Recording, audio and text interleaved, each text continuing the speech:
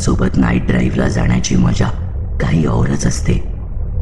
गडद अंधार, मोकळा रस्ता, थंडगार हवा आणि मित्रांच्या गप्पा. तुमच्यापैकीही बऱ्याच जणांनी अशी नाईट ड्राईव्ह एकदा तरी केली असेलच. पण कधी कधी असा विचित्र प्रसंग ओढावतो ज्याची आपण कल्पनाही केली नसते. असाच हा एक भयान अनुभव. पण कथेला सुरुवात करण्याआधी महत्वाचे, जर तुम्ही आपल्या चॅनलवरती नवीन असाल तर आपल्या चॅनलला सबस्क्राईब नक्की करा आणि बेल आयकॉनवरती क्लिक करा, म्हणजे तुम्हाला पुढील येणाऱ्या व्हिडिओचे नोटिफिकेशन लगेच मिळेल. हा अनुभव आपल्या चॅनलचे सबस्क्रायबर हर्ष चव्हाण यांनी पाठवला आहे. अनुभव 3 वर्षांपूर्वीचा आहे. मी आणि माझे 3 मित्र करण, शैलेश आणि रुपेश, आम्ही सर्वांनी मे महिन्यात रुपेशच्या गावी जायचा बेत आखला होता. रुपेशच्या गावी त्याचा मोठा वाडा आहे आणि जवळ समुद्र किनारा आहे. त्यामुळे रोजच्या धकाधकीच्या जीवनातून काही दिवस विरंगुळा मिळेल आणि मजा करता येईल असे ठरले होते. काही दिवसांचा बेत आखला होता, त्यामुळे जाण्याआधी सगळे नियोजन केले आणि दिवस ठरवला. आम्हाला रात्रीचा प्रवास करायला खूप आवडतं, त्यामुळे असा प्रवास करून कुठे जायचं म्हटलं की आम्ही रात्रीची वेळच निवडायचो. यावेळीही आम्ही रात्रीच निघायचे ठरवले. त्या दिवशी रात्रीचे जेवण वगैरे आटोपून आम्ही सगळे रुपेशच्या घरी पोहोचलो. त्याच्याकडे 4 व्हीलर होती. येताना खूप काही सामान आणले नव्हते, पण जे काही होते ते पटापट सगळे गाडीत भरले. रुपेशने घरच्यांचा निरोप घेतला आणि साधारण 9:15च्या दरम्यान आम्ही नाईट ड्राईव्हला सुरुवात केली. सगळ्यांची अगदीच मजा मस्ती सुरू होती, जुन्या गप्पा, एकमेकांची मस्करी वगैरे. बऱ्याच दिवसांनी एकत्र जमल्यामुळे वेळ अगदी छान जात होता. जवळपास 3 तासानंतर वस्तीचा परिसर मागे पडला तसे रस्ता निर्मनुष्य भासू लागला.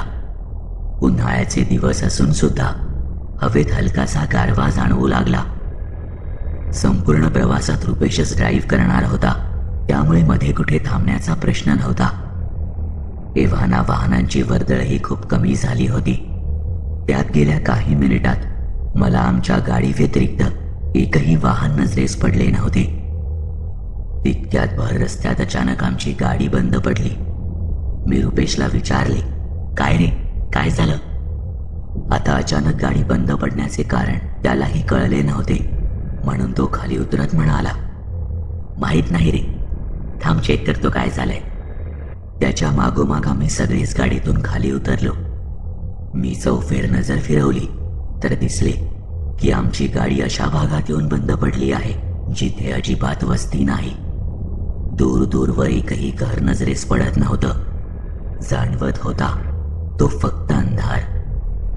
रस्त्याला लाईट्स असून नसल्यासारखे होते आणि त्या 2 स्ट्रीट लाईट मधले अंतर बरेच असल्यामुळे अंधार इतका गडद भासत होता की काही कळायला मार्ग नव्हता.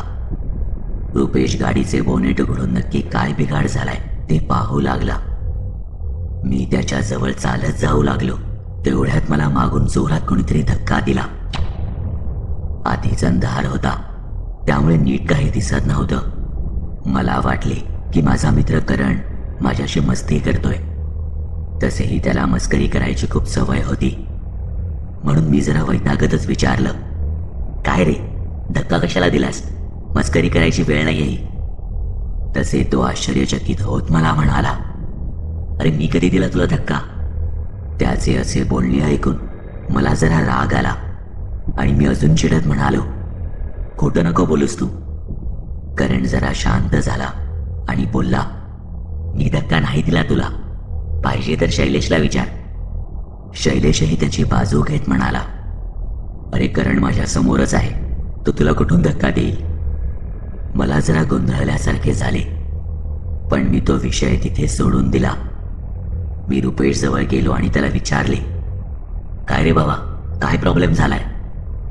त्यावर रुपेश म्हणाला, अरे काही कळतच नाहीये, गाडीत काहीच प्रॉब्लेम नाहीये, गाडीच्या इंजिनमध्येही काहीच प्रॉब्लेम दिसत नाहीये.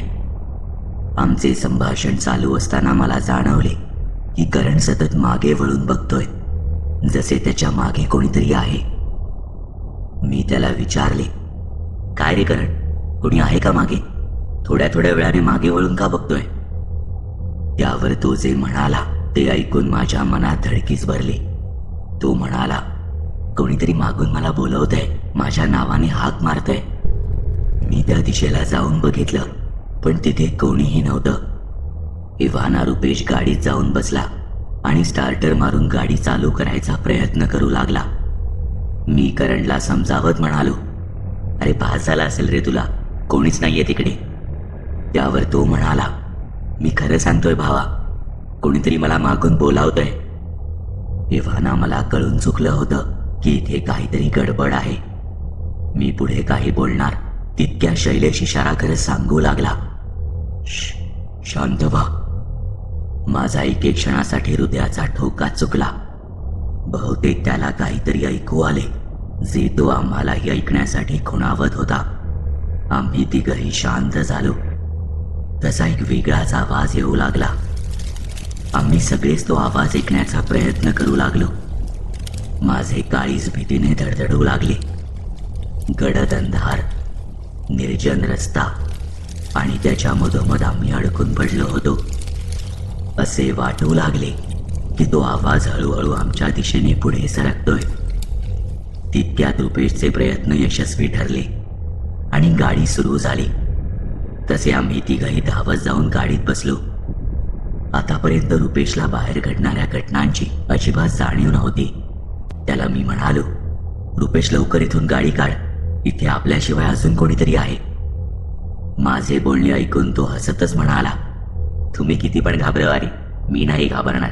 मी फसणाऱ्यातला नाही, आधी सांगतो. माझ्याशी मस्करी करू नका रे. त्याला आमच्या बोलण्यावर विश्वासच बसत नव्हता.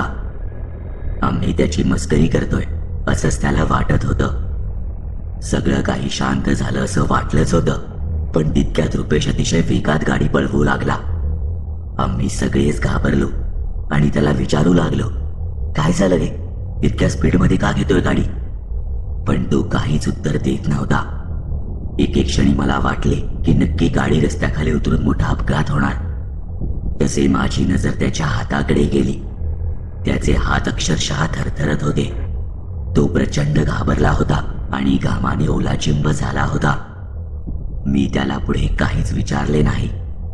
मित्रांनाही मी इशारा करून शांत राहायला सांगितलं. साधारण अर्धा तास उलटून गेला.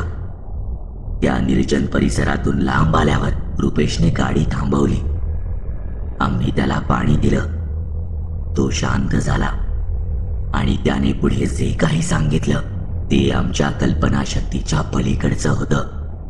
तो आम्हाला सांगू लागला, आपण तिथून निघालो आणि गाडीचा फ्रंट मिरर थोडा वाकडा झाला होता, म्हणून मी तो नीट करू लागलो. तेव्हा तुझ्या आणि शैलेशच्या मध्ये एक बाई बसलेली दिसली. ती फक्त समोर रस्त्याकडे पाहत होती. पांढरे शुभ्र डोळे, जणू तिला बुबुळच नव्हती. मला माझ्या डोळ्यांवर विश्वासच बसला नाही. मी एकदा नाही तर 2 ते 3 वेळा पाहिलं, तेव्हा मला खात्री पटली. मी जास्त विचार न करता गाडी तिथून सुसाट पळवायला लागलो.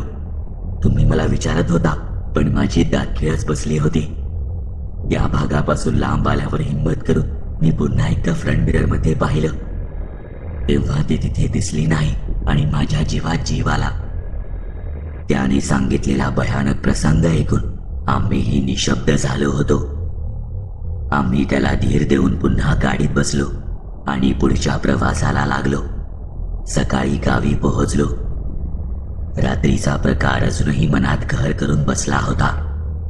आम्ही विचारही केला नव्हता की असं काही घडेल, असे काही भयानक अनुभवायला मिळेल.